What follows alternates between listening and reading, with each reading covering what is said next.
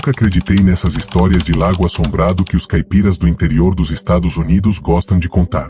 Para mim, tudo era exagero, essas lendas que servem só para afastar turista. Mas naquela noite de setembro, no sul do Missouri, eu aprendi que algumas águas escondem mais do que só lama e peixes grandes. Escondem memória. E fome. Eu tinha dirigido quase 3 horas depois do trabalho, com o barco amarrado no rack do carro, porque precisava de um tempo sozinho. Meu chefe tinha acabado com minha paciência, e minha ex-namorada ainda insistia em me mandar mensagem.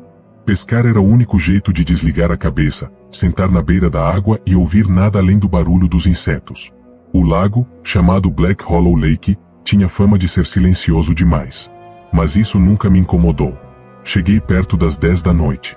O céu estava sem lua, o tipo de escuridão que parece engolir as árvores. O estacionamento estava vazio, e isso já começou a me deixar meio inquieto, mas tentei não pensar muito. Descarreguei o barco, coloquei minha lanterna presa no boné e fui remando até o centro do lago, onde a água ficava mais profunda. A superfície estava lisa como vidro. Nem uma brisa. Nem um mosquito. Aquilo já era estranho, porque esse lugar sempre foi cheio de bichos rondando a luz. Eu respirei fundo e joguei a linha. A água engoliu o anzol sem fazer um som. Fiquei ali por uns 20 minutos, balançando o pé no casco do barco, até ouvir um barulho que não combinava com o ambiente. 3 toques rápidos na madeira, como se alguém tivesse batido por baixo. Toque, toque, toque. Eu congelei. Deviam ser peixes, murmurei para mim mesmo, só para quebrar o silêncio incômodo. Mas aí veio o segundo som. Um sussurro. Bem leve. Bem perto do casco. Impossível de entender, mas com uma cadência estranha. Como se alguém tentasse falar debaixo d'água. A primeira palavra eu achei que tinha imaginado. A segunda eu tive certeza que não. Eli. Meu nome. Eu larguei a vara na hora. Meu coração disparou tão forte que senti o sangue pulsar nos ouvidos. Fiquei parado, respirando pela boca, tentando entender se alguém tinha vindo atrás de mim como brincadeira. Mas não dava para ser ninguém. Eu estava no meio de um lago que ninguém visitava à noite. A água se moveu outra vez. Pequenas ondulações começaram a bater no casco do barco. E os sussurros ficaram mais definidos, como se a voz estivesse subindo à superfície. Eli, volta. Desce, aqui, comigo. Minha visão começou a ficar tremida. O ar parecia mais pesado. O medo cresceu num jeito que eu nunca tinha sentido antes, como se aquela voz estivesse dentro da minha cabeça, usando meu próprio pensamento para se comunicar. Tentei remar para longe, mas a água estava estranhamente espessa, pesada, como se o remo estivesse cortando lama. Foi aí que senti a linha da vara mexer atrás de mim. Ela não estava mais solta no fundo do barco. A ponta balançava, como se algo estivesse puxando. Mas não era um puxão de peixe. Era lento, constante.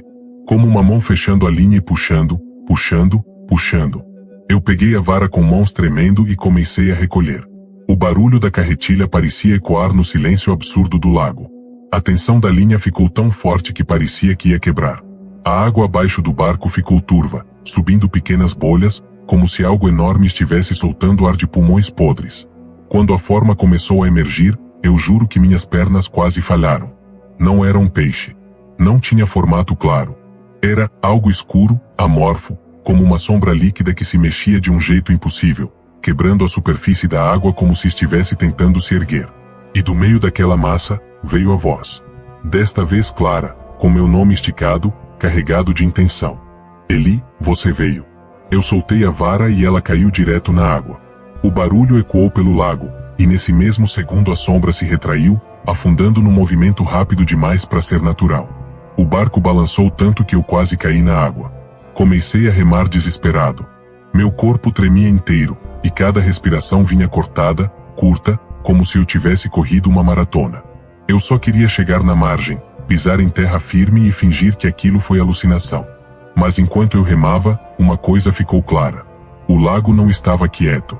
Ondas pequenas se formavam ao meu redor. Várias. Como se algo estivesse nadando em círculos, acompanhando o barco. A água escurecia de novo, como se a sombra estivesse subindo outra vez, se aproximando. E então ouvi a última frase daquela noite, uma frase que parecia carregada de fome, de convite e de ameaça ao mesmo tempo. Você vai voltar, você pertence aqui. O barco bateu na margem poucos segundos depois. Eu saltei para a terra, tropecei, quase caí. Corri até o carro sem olhar para trás. Quando entrei e bati a porta, minhas mãos mal funcionavam para ligar a chave. Mas antes de sair, eu olhei pelo espelho retrovisor. E juro por Deus, a superfície do lago estava formando ondas, como se alguém estivesse acenando para mim. Eu achei que, depois daquela noite, bastaria nunca mais voltar ao Black Hollow Lake. Bastaria apagar o local do meu GPS, jogar fora o equipamento de pesca, tentar seguir com a minha vida como se aquela voz, aquela coisa, tivesse sido só um episódio isolado. Mas algumas presenças não aceitam ser ignoradas. Algumas seguem você para casa. Nas primeiras noites depois do incidente, eu quase não dormi. Eu me enfiava debaixo das cobertas como criança com medo de monstro, mas não adiantava. Toda vez que eu fechava os olhos, eu sentia como se estivesse de novo naquele barquinho, cercado por água parada. A voz voltava nos meus sonhos, sempre chamando meu nome, sempre sussurrando de um ponto que eu nunca conseguia ver. E então começou a parte pior. Começou quando eu estava acordado. Na quarta-feira à noite, 3 dias depois, eu estava lavando a louça quando ouvi um som muito familiar. Toque, toque, toque. Eu paralisei. O som vinha de baixo. Exatamente como no barco. Só que agora, vinha do encanamento. Da pia. Não, não, isso é impossível, murmurei, dando um passo para trás. O cano vibrou de novo. 3 batidas, rápidas, secas. O tipo de som que você não quer ouvir numa casa vazia às 11 da noite. Eu desliguei a torneira, tentando convencer a mim mesmo que era só ar preso nos tubos ou sei lá, alguma treta hidráulica. Mas quando me virei para sair da cozinha, ouvi a voz. Não era alta. Não era nítida. Mas era ela. Vinda de dentro da cuba da pia, como se ecoasse por metros de água invisível. Eli. Eu perdi as forças na hora. Me apoiei na parede, tentando controlar a respiração. Não podia ser real. Não podia estar acontecendo longe do lago. Aquilo não fazia sentido. Aquele sussurro era impossível, e ainda assim estava ali. Preso dentro da minha casa. Eu corri pro quarto, tranquei a porta e fiquei acordado até o amanhecer, com todas as luzes acesas. Só no dia seguinte eu tomei coragem de descer pro térreo, e quando ouvi o silêncio normal da casa, achei que talvez estivesse ficando paranoico. Mas a paranoia não explica o que aconteceu na noite seguinte. Eu estava sentado no sofá, tentando assistir qualquer coisa que distraísse minha mente, quando notei um reflexo estranho na janela da sala. Era como se a luz do poste estivesse sendo distorcida. Uma mancha escura se formava no vidro, como se algo do lado de fora se movesse devagar, ficando cada vez mais nítido. A forma parecia líquida, fluida, igual à sombra que emergiu no lago. Eu me levantei devagar, com o máximo de cuidado para não chamar atenção. Mas quando dei o terceiro passo em direção à janela, a coisa parou de se mover, e ouvi meu nome outra vez. Do lado de fora. Diretamente contra o vidro. Eli. O som não fazia sentido algum. Era como ouvir alguém falar debaixo d'água, mas amplificado, como se a própria janela vibrasse. A sombra se expandiu no vidro, subiu até o topo da janela como se estivesse testando os limites, e então recuou devagar, deixando uma trilha úmida no vidro, uma trilha que escorreu até o peitoril como se fosse água de verdade. Só que não tinha chovido. Nada ali deveria estar molhado. Foi nesse momento que percebi uma coisa que quase me fez vomitar. Tudo aquilo estava acontecendo longe do lago, mas cheirava a lago. Aquele odor de musgo velho, água parada, matéria morta. O mesmo cheiro que senti quando a coisa emergiu diante de mim. Eu já não tinha dúvida, aquela presença tinha me seguido. Ela tinha me marcado. E estava ficando mais forte. Na sexta-feira de madrugada, quando finalmente dormi por exaustão, tive o pior sonho da minha vida. Estava no meio do lago de novo, sem barco, só a água segurando meu corpo. A superfície estava preta, espessa, e algo se movia embaixo de mim, circulando, roçando na minha perna como se tivesse mãos geladas. No sonho, eu tentei gritar, mas a voz não saía. E então a sombra subiu, lenta, até ficar diante de mim. Desta vez ela tinha forma, não humana, não exatamente. Parecia um corpo feito de escuridão líquida, com marcas na superfície que lembravam rostos, vários, como se criaturas presas tentassem escapar de dentro. Ela ergueu algo parecido com um rosto e sussurrou, rente ao meu ouvido, com uma clareza tão fria que me fez acordar chorando. Você já foi puxado, agora precisa descer. Acordei com a respiração travada, o peito queimando. Quando levantei da cama, senti o tapete úmido. Tão úmido que precisei pisar 2 vezes para ter certeza de que não era suor do meu pé. A umidade formava um rastro que vinha da porta. E quando abri, encontrei marcas de água indo pelo corredor até a porta da frente. Marcas que só podiam ter vindo de algo que entrou. Eu desci as escadas com o coração explodindo. A sala estava silenciosa demais. Foi quando ouvi, vindo da cozinha, o mesmo som que ouvi no lago. O barulho da carretilha sendo puxada. Um zumbido contínuo, metálico, como se alguém estivesse recolhendo uma linha de pesca dentro da minha casa. A cada clique, um arrepio subia pelas minhas costas. A cada puxada, a mesma sensação de que algo estava se aproximando. Meu corpo inteiro dizia para correr, chamar a polícia, fugir dali. Mas minha mente sussurrava outra coisa. Uma ideia doentia, absurda, como se não fosse minha. Volta pro lago. Agora. Antes de perceber, eu já estava pegando a chave do carro. Já estava abrindo a porta. Já estava dirigindo pela estrada escura, sem ver nada além do reflexo dos faróis na fumaça da madrugada. Quando cheguei ao Black Hollow Lake, o lugar estava completamente quieto. Nenhum som. Nenhum movimento. Mas o ar tinha aquele cheiro novamente, o mesmo cheiro de água morta. A lua ainda não tinha nascido, e o lago parecia um buraco negro no meio da floresta. Desci do carro com passos lentos, quase mecânicos. Cheguei perto da margem. A água estava parada como vidro, até que uma pequena onda surgiu, bem na minha frente. E então ouvi a frase que me perseguiu desde aquela noite. Você voltou. Agora desce. Eu tentei recuar, mas algo agarrou meu tornozelo. Gelado. Firme. Como uma mão. Meu corpo travou na hora. A água começou a puxar, puxar, puxar. E quando olhei para a superfície, vi aquela sombra emergindo de novo. Só que dessa vez, ela não estava sozinha. Havia outras formas subindo com ela. E todas sussurravam meu nome. Eu cresci acreditando que pescar à noite era só mais um hobby americano. Aquela coisa de caras solitários que querem fugir das responsabilidades e ficar bebendo cerveja à beira de um lago fedido. Mas naquela noite em Arkansas, eu aprendi que tem certas águas que ninguém devia se aproximar depois do pôr do sol. Especialmente o Pine Orchard Pier, um pier abandonado que todo mundo na região dizia ser diferente. Não falavam assombrado, nem amaldiçoado. Só, diferente. Como se o lugar tivesse uma vibração própria. Eu e meu melhor amigo, Lucas, nunca demos moral para esse papo. A gente se conhecia desde o ensino médio e sempre tirava sarro dessas superstições locais. Naquela sexta-feira, depois de uma semana ridícula de trabalho, ele me mandou mensagem: bora pescar no pier? O velho Baker disse que os bagres estão monstros essa época. Eu nem hesitei. Precisava sair de casa, respirar, sei lá, desligar a mente. Chegamos no pier por volta das 23 horas. A estrutura era velha, coberta de tábuas podres que estalavam com qualquer peso. As lâmpadas dos postes não funcionavam há anos, e o lugar inteiro parecia iluminado só pela lua minguante, azulada, dando aquele brilho meio doentio na madeira molhada.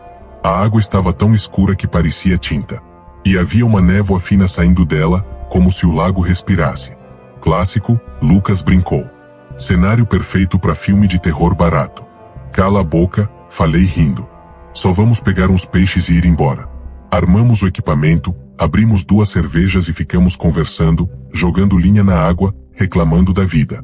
Aquele clima que deixa a mente leve. Mas por volta da meia-noite, a atmosfera mudou. O vento parou. Os insetos pararam. Até o barulho da água sumiu. Foi como se o lago inteiro prendesse a respiração. Eu olhei para Lucas, e ele também olhou ao redor. Mano, que silêncio absurdo é esse? Deve ser mudança no clima, respondi sem acreditar na própria desculpa. Foi então que vimos a primeira coisa estranha. Uma mancha. Uma sombra grossa, nadando logo abaixo da superfície. Não tinha formato de peixe. Era grande, longa, mas molenga, como um pedaço de tecido encharcado se movendo sozinho. Passou devagar, quase preguiçosa, e sumiu na escuridão. Lucas, claro, achou maravilhoso. Cará, tu viu isso? Deve ser um bagre de 30 quilos. Lucas, aquilo não era peixe. Então o que era? Sei lá, mas não era peixe. Ele riu, colocou outra isca na linha e jogou no lugar onde a sombra tinha passado. Eu fiquei observando, com um frio inexplicável na barriga. Minutos depois, a ponta da vara do Lucas deu um tranco tão forte que quase escapou da mão dele. Pega! Pega! Ele gritou animado.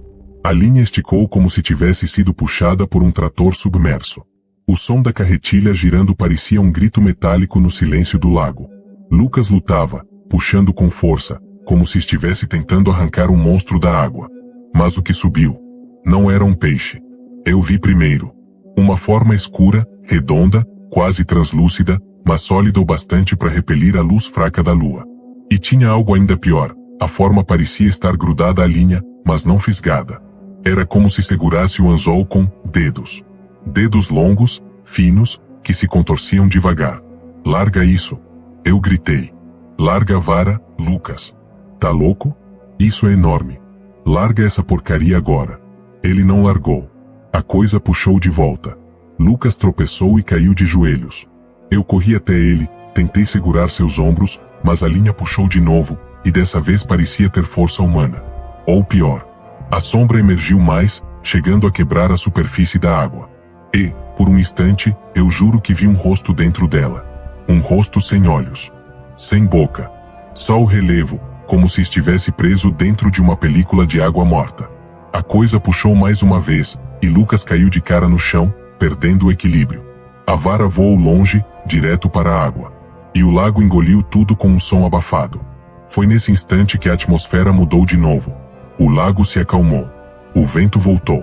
Os grilos recomeçaram a cantar. Que merda foi essa? Lucas murmurou, ainda atordoado. A gente precisa ir embora, falei. Sério. Agora. Ele concordou, ainda meio abalado. Juntamos nossas coisas às pressas e fomos andando pelo pier, que rangia como se estivesse vivo. Mas quando estávamos quase chegando ao carro, Lucas parou de repente. Droga, esqueci meu boné lá na ponta do pier. Pega amanhã. Não, meu pai me deu esse boné. Espera aqui, já volto. Antes que eu pudesse responder, ele virou e começou a voltar. Demorou menos de um minuto.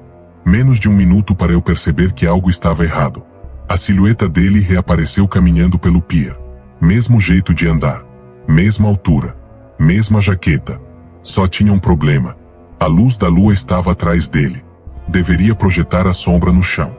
Mas o chão estava completamente vazio. Nenhuma sombra. Nenhuma forma. Nada. Aquilo que estava voltando para mim não era o Lucas que desceu até o fim do pier. Ele se aproximou, devagar, como se estivesse adaptando o corpo ao ato de caminhar. E quando parou na minha frente, eu percebi outra coisa perturbadora. O rosto dele estava diferente. A expressão era neutra demais. Sem microexpressões. Sem vida. Tá tudo bem? Perguntei, quase sussurrando. Ele não respondeu. Apenas inclinou a cabeça para o lado, como quem analisa um animal. Depois disse, com a voz do Lucas, mas sem emoção nenhuma. Vamos embora. Eu deveria ter fugido naquele instante. Mas fiquei paralisado. Ele passou por mim e entrou no carro como se nada tivesse acontecido. E quando eu entrei também, minhas mãos tremendo, percebi que o para-brisa estava refletindo tudo perfeitamente. Menos ele. O banco do passageiro estava ocupado. Mas o reflexo estava vazio. Foi aí que eu entendi. Aquilo do pier trouxe meu amigo de volta. Mas trouxe sem sombra. E talvez, sem alma. Eu devia ter abandonado o carro ali mesmo no estacionamento e saído correndo floresta adentro. Mas o medo, quando fica grande demais, não empurra você para longe. Ele te paralisa, te anestesia, te convence de que mover um músculo é pior do que ficar parado. E foi assim que eu acabei dirigindo com aquela coisa, sentada ao meu lado, usando a voz e o corpo do meu melhor amigo. A estrada estava deserta, iluminada só pelos faróis, e o silêncio dentro do carro era tão pesado que parecia ocupar o espaço inteiro. Eu tentava não olhar de lado, mas era impossível ignorar a sensação de que aquilo me observava sem olhos, sem expressão, como se estudasse a forma humana que estava usando. Depois de alguns minutos, ele falou: "Você não vai perguntar o que aconteceu comigo?" A voz era do Lucas, mas não tinha emoção, nem ritmo. Era como se alguém tivesse ouvido Lucas falar por anos e estivesse imitando do jeito mais básico possível. O que você é?" Perguntei, minha boca seca como areia. Ele inclinou a cabeça devagar, exageradamente devagar, como se estivesse testando a articulação do pescoço. "Sou o sol que voltou", respondeu. Eu senti cada pelo do meu braço se arrepiar. Apertei o volante com força, tentando focar na estrada. Mas então algo fez meu coração quase parar. Não tinha respiração. Nenhuma. Nada se movia no peito dele. A jaqueta não subia, não descia. Só ficava ali, estática. Onde está o Lucas? Perguntei, com a voz falhando. A coisa demorou alguns segundos para responder. Segundos demais. Abaixo, disse. Ainda preso. Ainda chamando. Eu quase perdi o controle do carro. Um torpor tomou conta das minhas pernas, como se elas não fossem mais minhas. E a cada palavra que ele dizia, eu tinha certeza de que a resposta era verdadeira. Que o Lucas estava vivo. E que não estava ali. Quando chegamos na minha casa, ele saiu do carro antes de mim, movendo-se de maneira mais fluida agora, como se estivesse aprendendo rápido demais. A luz do poste no quintal iluminava tudo, menos ele. A luz tocava o corpo, mas a sombra simplesmente não existia. Não entra na minha casa, eu disse, trancando a porta atrás de mim. Por favor. Fica lá fora. Por favor. Ele parou na varanda e tocou a maçaneta devagar. Depois bateu na porta 3 vezes, com um som tão suave que parecia recado de criança. Não posso entrar, ainda, disse. Aquela frase destruiu algo dentro de mim. Fiquei a madrugada inteira sentado no chão da sala, luzes acesas, segurando uma faca de cozinha como se aquilo fizesse diferença. E então, às 3h38 da manhã, a campainha tocou. Eu não abri. Tocou de novo. E de novo. E de novo. E então parou. Minutos depois, algo escorregou por baixo da porta. Um objeto. Um boné. O boné do Lucas. E dentro dele, um bilhete escrito com a letra dele, torta, tremida, mas reconhecível. Não sou eu. Não abra. Ele me mantém no fundo. Por favor, volta. Eu senti as pernas tremerem tanto que quase caí. A sensação de desespero me tomou por inteiro. A ideia de voltar ao pier era absurda, mas a ideia de deixar meu amigo preso embaixo daquela água era pior. Quando o sol nasceu, eu tomei a decisão mais idiota, ou mais corajosa, da minha vida. Peguei as chaves do carro, a lanterna, e fui até o Pine Orchard Pier. O caminho parecia mais estreito, mais úmido. A madeira rangia como se reclamasse da minha presença. A água estava tão parada que parecia sólida. A névoa cobria tudo como véu de funeral. Eu voltei, murmurei, minha voz tremendo. Se você quer alguma coisa comigo, me leva. Mas devolve ele. A água, antes imóvel, fez um movimento circular. Pequenas ondas se abriram, como se algo subisse lentamente. E então eu ouvi. A voz. Desta vez, a voz verdadeira do Lucas. Não vinda de cima da água, mas de dentro. De muito fundo. Cara, ajuda. Eu tô aqui. Tira eu daqui. Eu caí de joelhos, sem ar. A vontade de mergulhar imediatamente tomou conta de mim. Não era racional, não era lógica. Era como se algo estivesse puxando meus pensamentos, dirigindo minhas decisões. E quando ergui a cabeça, ele estava ali. O outro Lucas. O sem sombra. Em pé no início do pier. Me observando. Ele não quer sair, disse. Ele pertence ao fundo. Você também. A coisa começou a andar em minha direção, e cada passo era mais pesado que o anterior, como se o corpo emprestado estivesse se desfazendo, se deformando, retornando à forma original. A pele do rosto dele começou a ficar molhada, depois encharcada, depois translúcida. E naquele ponto eu percebi que não estava mais olhando para o Lucas. Estava olhando para aquilo que voltou no lugar dele. Eu recuei, cada vez mais perto da beira do pier, e a água lá embaixo borbulhava, subindo pequenas sombras que dançavam como mãos pedindo ajuda. Ou puxando convite. Ele precisa de você, disse a coisa. O lago quer vocês dois. A madeira atrás de mim estava escorregadia, úmida, como se algo tivesse passado por ali momentos antes. E a cada passo para trás, o cheiro de água morta ficava mais forte. Quando meus calcanhares tocaram o fim do pier, senti dedos frios, dedos de água, envolverem meu tornozelo. Eu gritei. A sombra se ergueu na água. A coisa se ergueu diante de mim. E a única certeza que tive naquele instante foi: eu não ia sair dali sozinho. A madrugada estava tão silenciosa que o estalar das tábuas velhas do mar Eclipse parecia o som de ossos quebrando. O barco balançava devagar, cortando a escuridão do mar profundo, muito além das rotas comuns de pesca. Era ali que uma corrente incomum trazia peixes grandes, e histórias que os pescadores não gostavam de repetir. Carlos, veterano do barco, olhava fixo para o mar. As ondas estavam calmas, mas havia algo estranho, algo que ele não conseguia explicar. O cheiro de sal tinha um toque metálico, pesado, como se algo estivesse apodrecendo lá embaixo. Joga logo essa rede, antes que a maré vire, resmungou Edison, o capitão, acendendo um cigarro que o vento teimava em apagar. João, o mais novo da tripulação, tentou sorrir para disfarçar o incômodo. Ele sempre ouvira histórias sobre o ponto exato onde estavam. Pescadores que tinham voltado mudos, embarcações que desapareceram sem sequer enviar um pedido de socorro. Mas Edison não acreditava em nada disso. Ele dizia que o mar era só mar, e que medo não enchia os bolsos de ninguém. A rede foi lançada. E assim que tocou a superfície, o mar pareceu engolir o silêncio. Um som grave, quase como um lamento distante, ecoou por baixo do casco. João congelou. Você ouviu isso? Ele murmurou. Carlos deu um passo para trás, encarando a água como se esperasse ver algo subir. Isso não é som de correnteza. Edison bufou. Imaginação. Vamos trabalhar. Mas João não conseguia se mexer. Havia uma vibração vindo do cabo da rede, como se algo, não um peixe, mas algo vivo puxasse de volta. Algo grande demais. Pesado demais. Edison, irritado, segurou o cabo com força. Ajudem aqui. Isso tá vindo carregado. Os três começaram a puxar.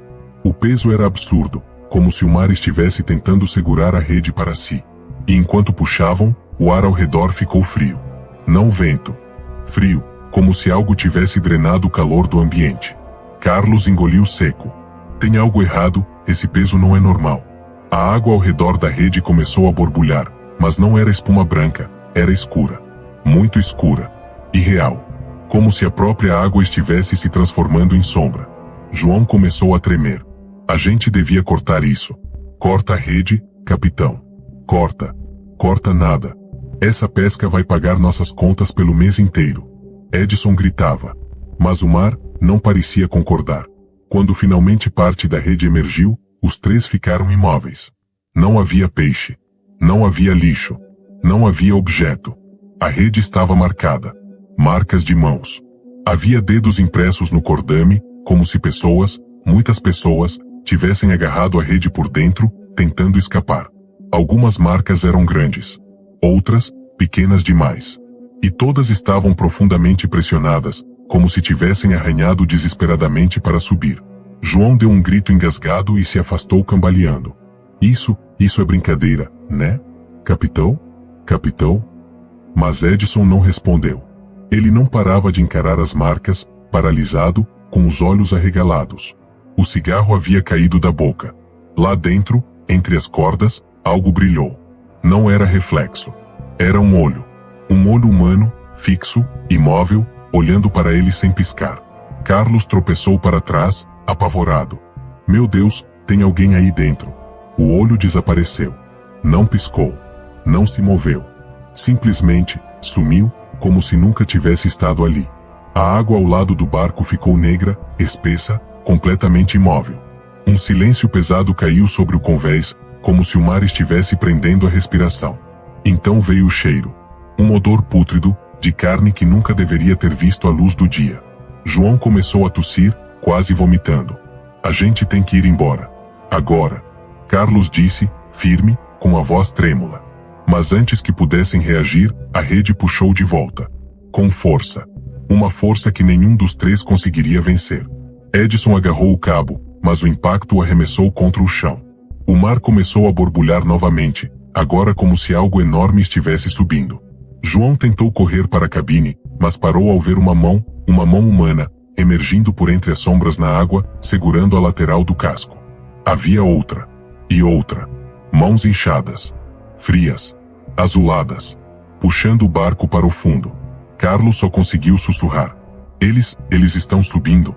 E então o mar inteiro pareceu acordar. As mãos que surgiam da água não batiam no casco. Não tentavam subir. Elas apenas se agarravam ali, imóveis, como se esperassem alguma ordem silenciosa para agir. O convés inteiro estava tomado por um frio tão profundo que até o ar parecia doer ao ser respirado. O motor do Mar Eclipse engasgou. Depois tossiu. E morreu. Não, isso não pode estar acontecendo. João repetia, cada vez mais rápido, como um mantra desesperado. Carlos correu para a cabine e girou a chave. Nada. Tentou de novo. Nada. O painel apagou como se a bateria tivesse sido drenada em um único segundo. Do lado de fora, o mar começou a girar. Bem devagar. Um redemoinho silencioso. Água negra rodando como tinta derramada. As mãos começaram a afundar, puxando o barco junto, milímetros por segundo, mas de um jeito constante, inevitável. A gente tem que cortar a rede. Carlos gritou, finalmente recuperando o controle do corpo. Agora.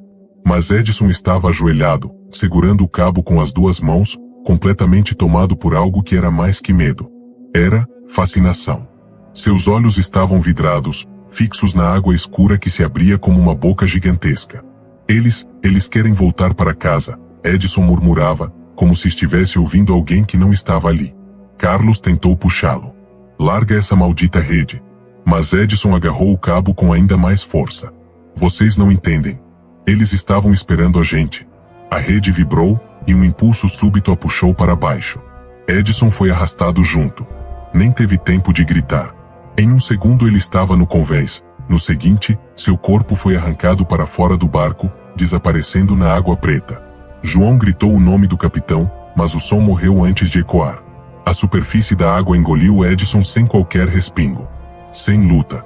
Como se as sombras o tivessem abraçado. A gente vai morrer. Carlos, a gente vai morrer aqui. João soluçava, encolhido no chão. Levanta. Carlos puxou o rapaz pelo braço. Eles não vão levar a gente também. Mas o barco continuava descendo. Lentamente. Lentamente demais. Como se alguma coisa enorme estivesse puxando cada centímetro do casco para o fundo. A água ao redor estava silenciosa. Não havia ondas, vento, correnteza. Apenas profundidade. Uma profundidade que parecia viva. As mãos reapareceram. Desta vez, não estavam apenas segurando o casco. Subiram. Escalaram as laterais. Quase invisíveis na escuridão, mas visíveis o suficiente para que João desse um grito sufocado. Ele tropeçou para trás, caindo perto do mastro. Carlos puxou o facão preso na cintura e correu para o cabo da rede. Ao erguer o braço, porém, congelou. O que emergiu na superfície não era uma pessoa. Era a forma de uma pessoa, uma silhueta retorcida, translúcida, deformada pelo tempo, pela pressão do mar, pelo peso de algo que não deveria existir. Os olhos estavam abertos demais, como se tivessem visto coisas que nenhum humano deveria ter visto. A boca estava imóvel, mas mesmo assim, sussurrava. João começou a chorar. A coisa estendeu a mão, não para eles, mas para o cabo. Carlos aproveitou o impulso e cortou o cordame com toda a força. O cabo estourou, chicoteando o ar. João colocou as mãos sobre os ouvidos. A silhueta afundou imediatamente, levando consigo dezenas de outras formas distorcidas que nem perceberam que haviam sido soltas. O redemoinho começou a se desfazer. A água recuou. O mar voltou ao seu azul profundo, mas não completamente. Onde a rede havia sido puxada, permaneceram manchas escuras, afundando em silêncio. O barco parou de descer. Por alguns segundos, ninguém disse nada. Então o motor tossiu. Uma vez. Duas. E ligou, como se nada tivesse acontecido. Carlos correu para a cabine. Segura firme, João. A gente vai sair daqui. Mas quando acelerou, o mar eclipse não se moveu. João percebeu primeiro. Carlos, olha a popa. Atrás do barco, um braço segurava o casco. Só um. Magro, inchado, impossível de ser de alguém vivo. Ele segurava firme. Muito firme. Carlos acelerou mais, mas o barco não se movia 1 centímetro. Então mais mãos surgiram. 2. 5. 10. Como se a rede invisível ainda estivesse lá. Eles não querem deixar a gente ir, João sussurrou, sem conseguir respirar direito. Carlos, em pânico, fez a única coisa que achou que poderia funcionar. Ligou todas as luzes do barco. Faróis. Lanterna superior. Holofotes. Tudo. A luz atingiu as mãos. E elas recuaram. Sumiram como fumaça dissolvida no vento. O barco começou a andar. Lentamente. Lentamente demais. Mas andava. João correu para o convés. Continua com as luzes. Não deixa nenhuma apagar. Carlos avançou no motor, fazendo o barco ganhar velocidade. Eles já estavam quase fora do ponto maldito quando o holofote da esquerda estalou. Depois apagou.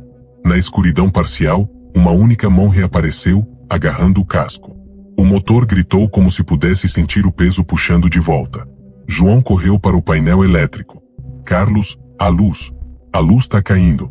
Antes que pudesse religar o circuito, algo bateu na lateral com força suficiente para quase virar o barco. Carlos gritou. Agarra em algo. Segura. O convés inclinou. A água subiu. As mãos voltaram. Muitas. Mais do que antes. Subindo, escalando, emergindo do mar como se quisessem reconstruir a rede com seus próprios corpos. João conseguiu religar o holofote. A luz explodiu no convés, cortando as sombras. E tudo, mãos, braços, formas, desapareceu em um único segundo. O mar ficou vazio. Silencioso. Quase normal. Carlos acelerou o máximo que o motor permitia. Eles fugiram daquele ponto, daquela anomalia, daquela fome profunda que existia no fundo do mar. 13 horas depois, o mar Eclipse encostou no porto. Exaustos, feridos e pálidos, os dois desceram sem olhar para trás. O barco foi deixado ali. Ninguém nunca mais o viu no mar. E à noite, quando todos já estavam dormindo, o mar Eclipse desapareceu da doca. Como se algo tivesse vindo buscá-lo. Como se a rede nunca tivesse sido cortada. Como se o mar ainda estivesse cobrando o que achava que faltava.